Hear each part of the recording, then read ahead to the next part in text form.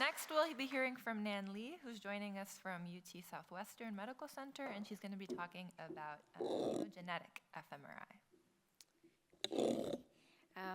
Thank you for this wonderful session, and really it's my pleasure to give this presentation about our lab's work on dissecting brain functional connectivity using hemogenetic fMRI. A little bit different from what you heard previously, but the brain is really fun to play with. Have nothing to disclose.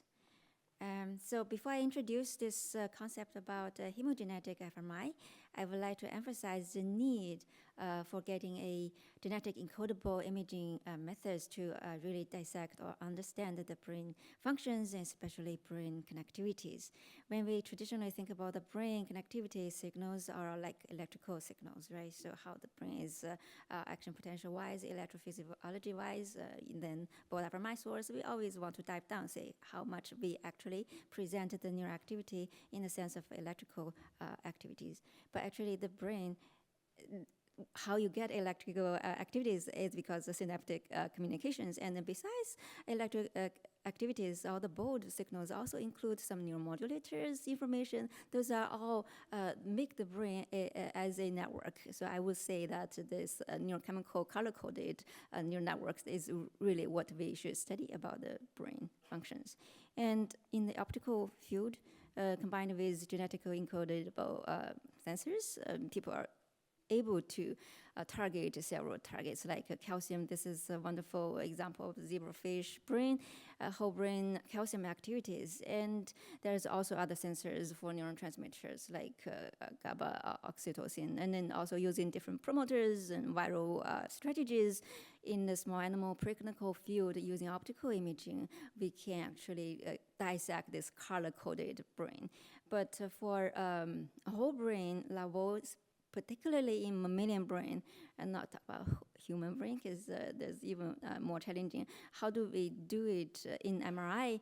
It's still not possible. So that's how the hemogenetic fMRI technique is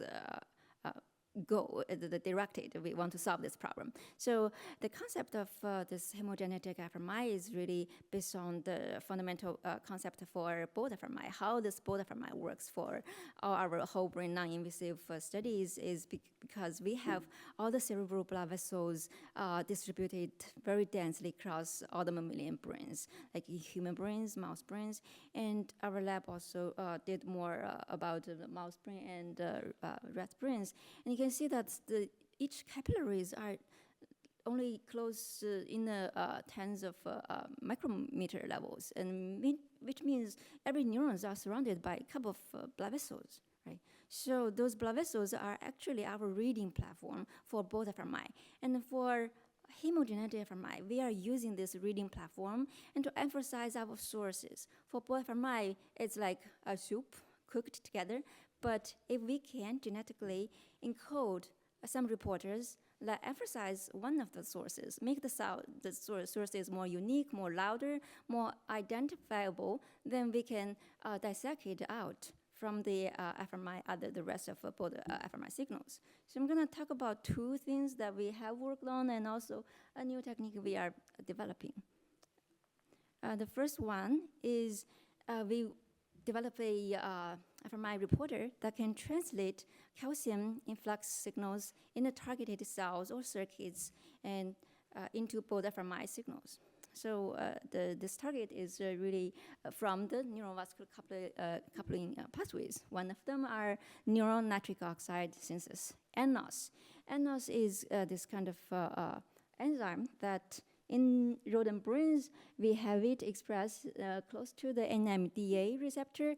And when the calcium influx increased, and then NNOS will be activated and also release the nitric oxide that can dilate the blood vessels.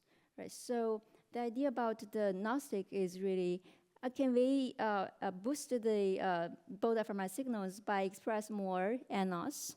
Well, if NNOS is already endogenously available in the brain, so we need to design something that has similar calcium sensitivity as NNOS, but different pharmacological properties that can separate the endogenous ones from the engineered ones.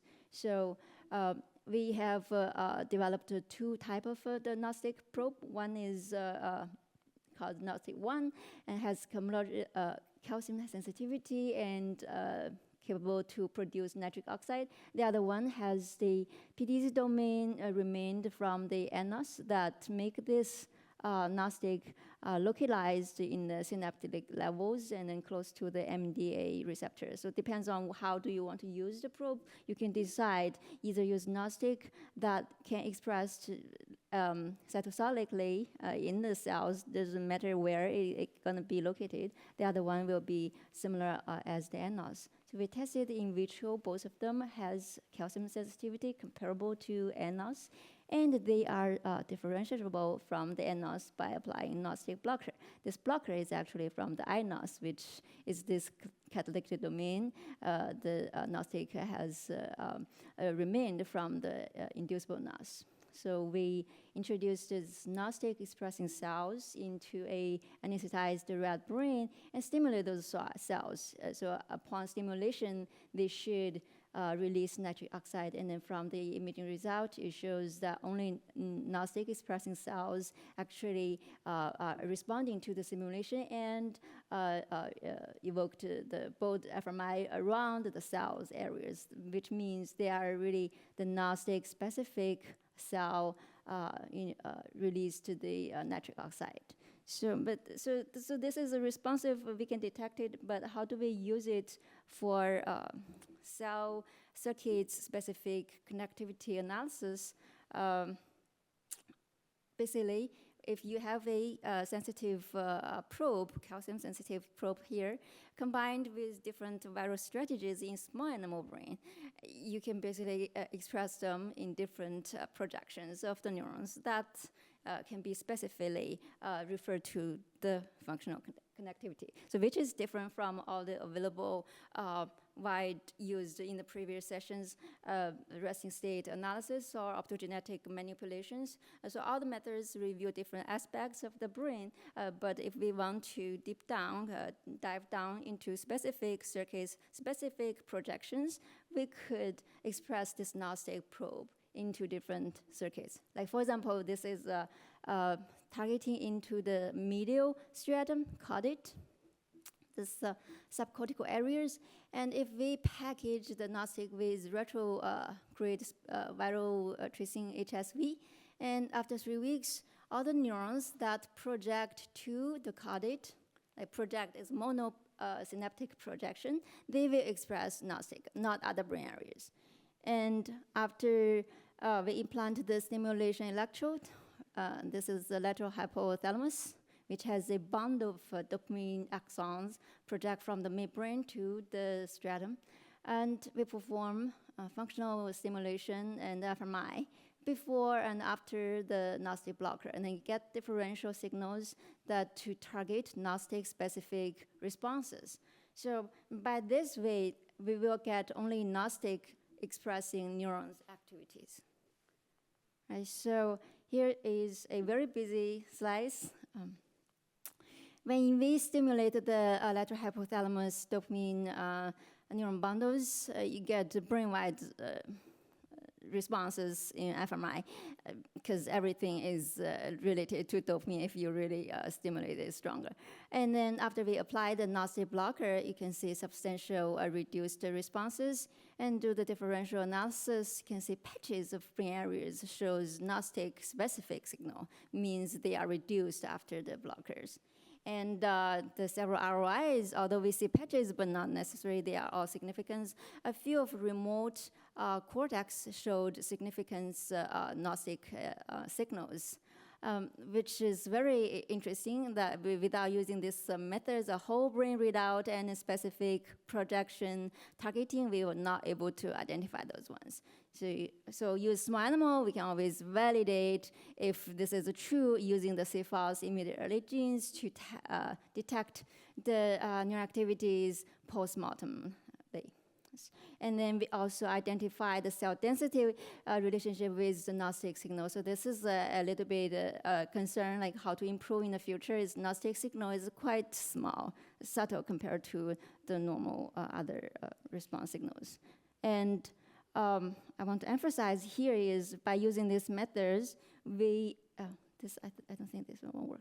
Okay, fine. We are really showing a different type of activations that is active in response to a certain task, and it is within this projection, targeted projection. So the source of the signal is a single projection that we can identify. Oh, well, okay, so I have 4 minutes. I'll introduce you another technique we are developing. So basically, I hope you get the idea that we can amplify our source signal. If there is a source signal that we are interested, we can develop some probes and then read it out from fMRI. So the second one, here I call it ASAP, axon terminal specific action potential driven fMRI reporter. We are recently still working on it, but I think we have some interesting result to report. So this idea is really not using any virus, because virus is really a pain if you are tracking the projections, if you are doing it. But endogenously, our brain is connecting to each other by the axon projections, right? So communicate between synapse communication. So we endogenously release neurotransmitters, neuron peptide from the synapse. And so what do we have here? We could have some pseudo neuropeptides that mixed, or if the brain doesn't know, biological system doesn't know if we can synthesize them into the large dense vesicles that package endogenous neuropeptides and other large weight molecules that are released in the terminals, we can have it release our vasoactive peptide. And when there is action potentials and when the neuropeptide is released, vasoactive peptides also relieved and will cause a targeted blood vessel dilation that can read out from fMRI. So then by this way, we are able to do the anterograde tracing without a virus, and we are detecting really these presynaptic events. There's arguments about the source of the both, but here we emphasize presynaptic level. And if we are targeting specific neuropeptide, we can also do it. Okay, so then how do you do it? It's really, we need to understand how the neuropeptides are packaged in the neurons and how they're released. So we are basically learning from the biology, and we get the sorting signals that use the general neuropeptide. So when the neurons synthesize all the neuropeptides, they have like sorting signals. And we let the sorting signals sort not just the endogenous peptide, we also have them sort our interested vasopeptide. So once they are packaged, they will localize in the neurons like this. They will be in the cell body and then in the axons, and that in the axon terminal, they will be released if there is action potential, trains of action potentials. Right. So then the second one is like, okay, what kind of pseudo neuron peptide we want to encode here? We want to do something that's really highly potent. For the reason that we have this idea is really the gnostic is not that potent, but this PCAP is very strong component peptide. It has like 0.03 nanomolar EC50, means if you have a nanomolar of level release, you're going to activate the PAC1 receptor expressed distributed endogenously across our blood vessels and parasites. So we did the previous study, infuse the PCAP into the brain and detect the both fMRI response, and it's huge when you only infuse 100 nanomolar. So this is the exciting slice for in vitro. We are not in the in vivo stage yet, but in vitro is very exciting. Is we build a in vitro neurovascular coupling environment. So we have a sensor part, which is neurons, this N2A cells, neuroblastoma cells. And we have a reporter cells that mimic the blood vessels, the CHO cells, expressing all the receptors. We know the PAC1 receptor expressing the blood vessel cells. So we co-culture them together. So when the neurons and the blood vessels are together, are they actually communicating as we expect? When there is action potential trains or stimulations, can it release the pseudo neuropeptide? And if the pseudo neuropeptide is functioning, active the PAC1 receptor. And basically, we did it. We are able to express this SF in the N2A cells. If you can see it, the patches, the patchy dots. And then our CHO cells has the receptor expressed, like what happened in the blood vessel cells.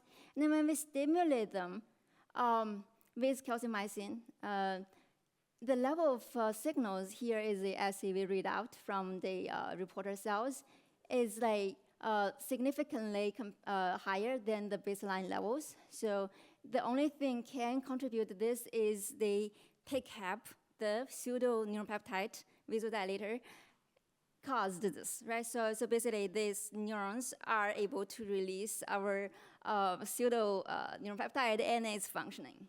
And then the level of this release, we also checked it. We treat the reporter cells with different concentration of PCAP.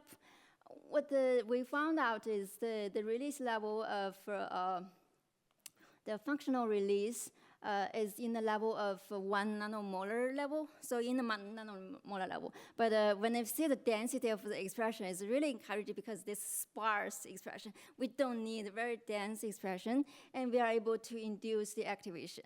And there's no in vivo data yet, but it's really exciting to see it, and next steps will be everything bring to in vivo validation. And then if we are able to do it, then we are able to get this anterior grade fMRI response and targeted cells. And if we are interested in different neuropeptide, oxytocin, norepinephrine, we can fuse them and report it. Right? So basically, these two techniques, Gnostic, we can target calcium signals in different circuits or cells.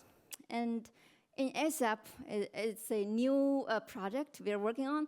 And hopefully, there's some new information about neuropeptides' role in our brain functions and brain connectivities. So I hope you enjoy it. And then our labs are growing in UT Southwestern. And also Gnostic part work is from my previous lab and then previous colleagues. And then they're still working on the Gnostic part. And if you have questions and if you want to try the probes, you can reach out to us. Okay.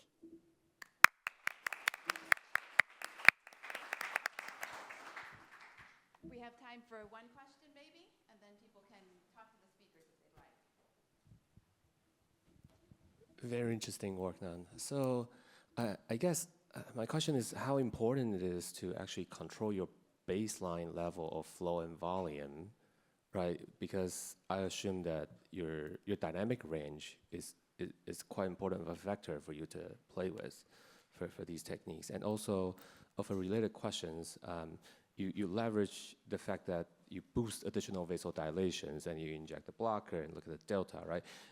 Has there any thought about developing probes using vasoconstrictor instead of vasodilator to further enhance your specificity?